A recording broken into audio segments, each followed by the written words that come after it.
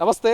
కాంగ్రెస్ పార్టీలో అగ్రనేతలకు నోటీసులు పోతా ఉన్నాయి. అసలు కాంగ్రెస్ పార్టీలో ఏం జరుగుతున్నది, ఎందుకు సొంత పార్టీ నేతలు ఆ పార్టీ ముఖ్యమంత్రి మీద పార్టీ మీదనే ఎందుకు ఈ రకమైనటువంటి ఆరోపణలు చేస్తున్నారు? రైట్ నౌ డిస్కస్ చేసే ప్రయత్నం చేద్దాం. కొండా సురేఖ, కొండా సుస్మితకు సంబంధించి ఒక వివాదం నడుస్తూ ఉన్నది. అటు చెన్నారెడ్డి కావచ్చు, జక్కిడి ప్రభాకర్ కావచ్చు, ఇంతకుముందు రాజగోపాల్ రెడ్డి కావచ్చు, వరుసగా నేతలు అయితే పార్టీ మీద ఆరోపణలు చేస్తూ ఉన్నారు. ప్రస్తుతం మనతో పాటు కాంగ్రెస్ పార్టీ సీనియర్ నేత కల్వా సుజాత గారు మాట్లాడే ప్రయత్నం చేద్దాం. ఎందుకు కొండా సుష్మితను, కొండా సురేఖను టార్గెట్ చేసిరా, ఎందుకు ఆమెపై ఈ రకమైనటువంటి కామెంట్ చేస్తారు? మేము టార్గెట్ చేయడమే, ఆమె పోయి ప్రెస్, ఆమె పోయి బహిరంగంగా ఏదో సభ పెట్టి ఆమె మమ్మల్ని తిడితే మేము టార్గెట్ చేయడం అంటారు. ఆమె అన్నాకనే మేము మాట్లాడాల్సి వస్తున్నది. ఓవైపు ముఖ్యమంత్రి జంజీలకు అవకాశం ఇస్తాము, 20 ఏళ్లకే చట్టసభల్లోకి రావాలంటున్నారు. మరోవైపు 70 ఏళ్ల వయసుకు వెళ్ళినటువంటి ఒక ఎమ్మెల్యేకు టికెట్ ఇస్తామని అంటున్నారు. ఎంతవరకు కరెక్ట్ ఇది? అయితే తీసిపోయి మొత్తం జంజీలకు ఇవ్వలేము, మొత్తం ముసలోళ్ళకి కూడా ఇవ్వలేము కదా. అవకాశాన్ని బట్టి, సమయాన్ని బట్టి, అక్కడ ఉన్నటువంటి క్యాడర్ని బట్టి, అక్కడ ఎలిజిబుల్ ఉన్నటువంటి క్యాండిడేట్కి ఇస్తారు. కానీ అన్ని చోట్లల్లో ముసలోళ్ళకి ఇయ్యారు, అన్ని చోట్లల్లో జంజీలకే ఇయ్యారు కదా. ఎక్కడ అవకాశం ఎట్లా ఉంటే అట్లా ఉంటుంది. మహిళా రిజర్వేషన్ వస్తే మహిళలకు ఇస్తారు, ఎస్సీ ఎస్టీ రిజర్వేషన్లు వస్తే వాళ్ళకి ఇస్తారు, యంగ్ ఇవ్వాలనుకుంటే అక్కడ ఇస్తారు, ముసలోళ్ళకి అక్కడ ఉన్న సిట్టింగ్ ప్లేస్లలో వాళ్ళ కెపాసిటీని బట్టి వాళ్ళకి ఇస్తారు. క్యాండిడేట్లను డిసైడ్ చేసేది ఏఐసిసి, ఇటు పిసిసి కాదు, ముఖ్యమంత్రి కాదు. ఎట్లా అనౌన్స్మెంట్ చేస్తారనేది చర్చ. ఏం అనౌన్స్ చేసిండు? ఏమైనా కొత్త క్యాండిడేట్ని తీసుకొని వచ్చి రేపు పొద్దున నేను ఈయనకు టికెట్ ఇస్తున్నా, ఈయనను గెలిపిండి అని రేవంత్ అన్న అన్నాడు. ఆల్రెడీ సిట్టింగ్ ఎమ్మెల్యే ఉన్నాడు కాబట్టి డెఫినెట్గా ఒక ముఖ్యమంత్రి కూడా ఆ మాత్రం అనడానికి ఛాయిస్ లేదా? ముఖ్యమంత్రికి ఆ మాత్రం స్వేచ్ఛ లేదా? ఇంకా 2 ఏళ్ళు ఎన్నికలు ఉన్నాయి, 2 ఏళ్ల తర్వాత మాట్లాడడానికి అవకాశం లేదా? ఇప్పుడు బిడ్డ తప్పు చేస్తే తల్లికి నోటీసులు ఇచ్చారు. ఇదెందుకు? ఏం చేయాలి మరి? ఎవరికి పంపించాలి? నువ్వు చెప్పు, ఎవరికి పంపించాలి? ఎవరికి పంపించాలి చెప్పు. సుష్మిత మీద లీగల్ గా యాక్షన్ తీసుకోవచ్చు కదా. పార్టీకి సంబంధం లేదంటున్నారు, ఆమె సభ్యత్వం తీసుకోలేదంటున్నారు. ఆమె అనుచిత వ్యాఖ్యలు చేసినప్పుడు ఆమె మీద లీగల్ గా ఫైట్ చేయొచ్చు కదా. ఫస్ట్ ఆఫ్ అయితే సురేఖక్క బిడ్డే కాబట్టి ఫస్ట్ సురేఖక్క దగ్గర నుంచే మాట్లాడతాం కదా. తన ఎక్స్ప్లెనేషన్ ఇవ్వకపోతే, సరి అయిన సమాధానం రాకపోతే నెక్స్ట్ వేరే యాక్షన్ ఉంటుండొచ్చు. కానీ ముందే ఒక మంత్రి బిడ్డ కాబట్టి ఎట్లా పడితే అట్లా వెళ్ళిపోతే తన అన్నంత మాత్రాన మాకు అలాంటిది ఉందా? ఆమె అనేసిందని చెప్పేసి మేము కూడా విచక్షణను కోల్పోతామా? దానికి ఒక సంస్కారం ఉంది. మా పార్టీలో ఒక క్రమశిక్షణ కమిటీ ఉన్నది కాబట్టి ఆ క్రమశిక్షణ కమిటీలో పిలుస్తారు, మాట్లాడతారు. బిడ్డే ఏం మాట్లాడిందో తల్లి ఎక్స్ప్లెనేషన్ ఇస్తుంది.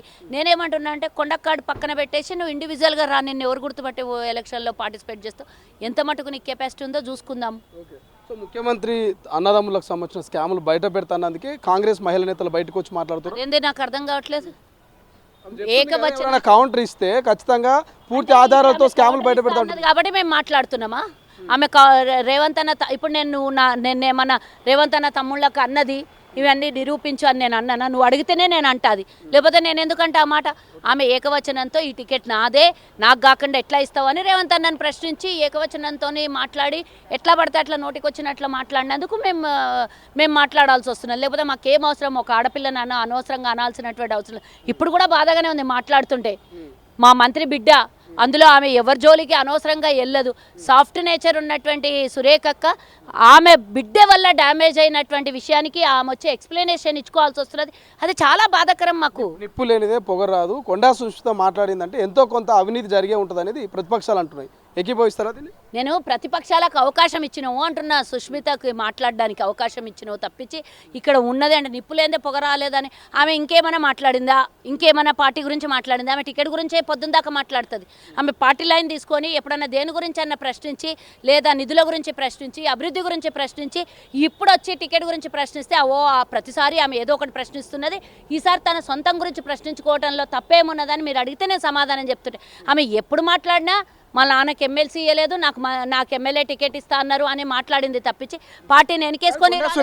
కొండా సుష్మిత మాట్లాడిందో తప్పుందా? కొండా మురళికి ఎమ్మెల్సీ ఇస్తామని అడగడంలో తప్పుందా? నేనేమంటున్నా, సుష్మిత మాటల్లోనే మనం నిన్న గమనించినాం. 38 సీట్లు వచ్చినా, 36 సీట్లు వచ్చినా మా నాన్నకి ఎమ్మెల్సీ ఇస్తా అన్నాడు రేవంత్ అన్న అని చెప్పింది ఆమె. కానీ ఎమ్మెల్సీ కన్నా అత్యున్నతమైన స్థానంలో కొండా సురేఖ అక్కని కూర్చోబెట్టిండ్రు. మీ పార్టీలోనే ఒకరు మంత్రిగా ఉండి ఒకరు ఎమ్మెల్యేగా ఉన్నారు కదా, ఒకే కుటుంబంలో లేరు అట్లా? అప్పుడు టికెట్లు అంటే ఒకనొకప్పుడు కొండా సురేఖ అక్క కాంగ్రెస్ పార్టీలోనే మంత్రిగా ఉండే, వారు ఎమ్మెల్సీగా ఉండే. అరే అవకాశం ఒక్కొక్కసారి వస్తుంది, ఒక్కొక్కసారి రాదు. మా దగ్గర లేరని అంటున్నావా? నువ్వే అదే ఉమ్మడి జిల్లాలోనే, ఉమ్మడి నల్గొండ జిల్లాలోనే కోమటిరెడ్డి ఇంట్లో ఇద్దరున్నారు, ఉత్తమ్ సార్ ఇంట్లో ఇద్దరున్నారు. అట్లా ఏం లేదు. అట్లనే మన వీళ్ళు వివేక్ వాళ్ళ ఇంట్లో ముగ్గురు ఉన్నారు.